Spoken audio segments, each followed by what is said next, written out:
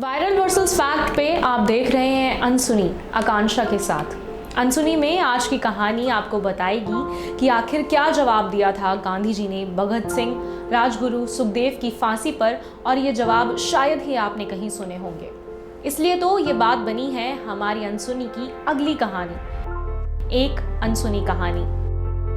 आज भी जब हम देश की आज़ादी के बारे में सोचते हैं तो भगत सिंह, राजगुरु, सुखदेव के बलिदान की जो कहानियां हैं वो हमारे जहन में ज़रूर आती हैं। और जहन में इसके साथ ही ये सवाल भी आता है कि इन तीनों महान सपूतों की फांसी को क्या रोका जा सकता था? क्या कांग्रेस ने इन तीनों की फांसी को रोकने के लिए कुछ भी नहीं किया?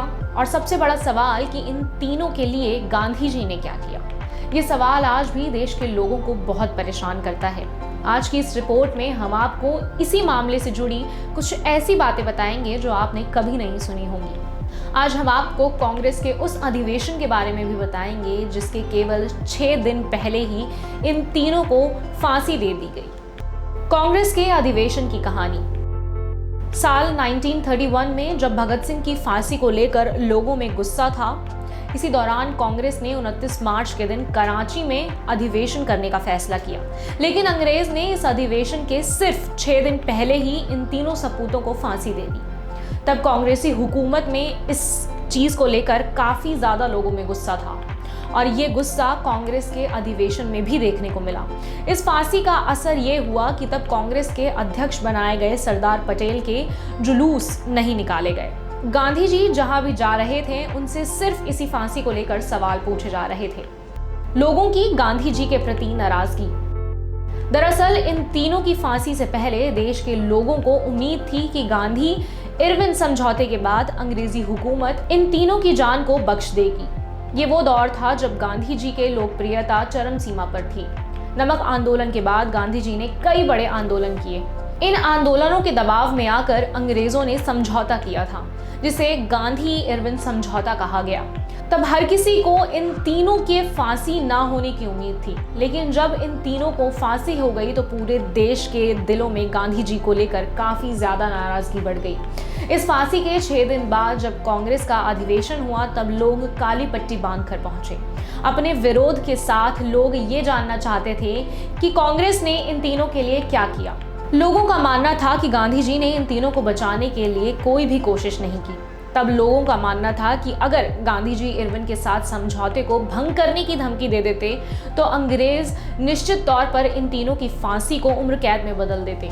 बताया जाता है कि सुभाष चंद्र बोस ने भी इन तीनों को लेकर गांधी जी को कहा था कि अगर जरूरत पड़े तो वो तीनों फांसी को रोकने के लिए उन्हें वायसराय से समझौता तोड़ लेना चाहिए, क्योंकि अंग्रेज को इन तीनों को फांसी दे रहे थे और इस समझौते के लिए ये खिलाफ था।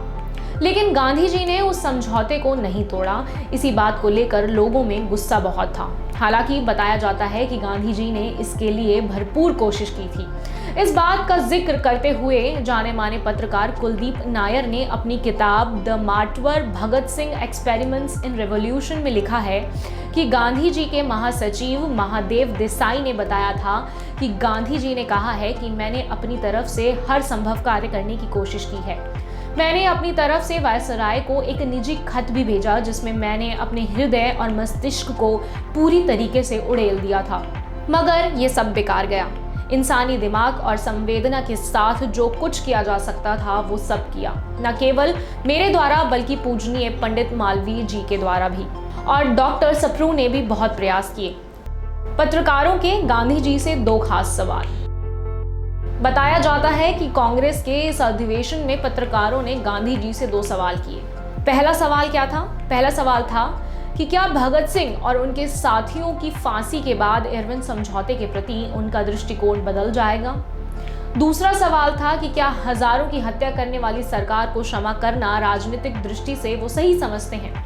पहले सवाल में गांधी जी ने कहा पत्रकारों से कि मेरी व्यक्तिगत स्थिति अब भी यही है। हालांकि ये बहुत भड़का देने वाली घटना है, लेकिन मुझे स्वीकार करना होगा कि इन सजाओं को रोकना समझौते की शर्तों में शामिल नहीं था।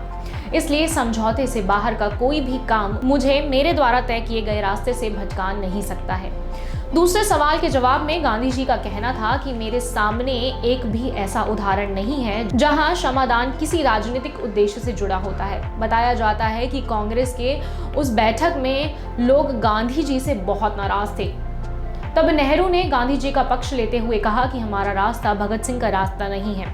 हमने हमेशा कहा है कि हम हथियारों के बल पर देश को आज़ादी नहीं दिला सकते हैं, केवल गांधी जी के रास्ते पर चलकर ही आज़ादी ले सकते हैं। अगर हमने अहिंसा का रास्ता छोड़ दिया तो आने वाले कई सालों तक हमें आज़ादी का मुंह भी देखने के लिए नहीं मिलेगा। बताया जाता है कि भगत सिंह के पिता सरदार किशन सिंह जी भी उस बैठक में मौजूद थे।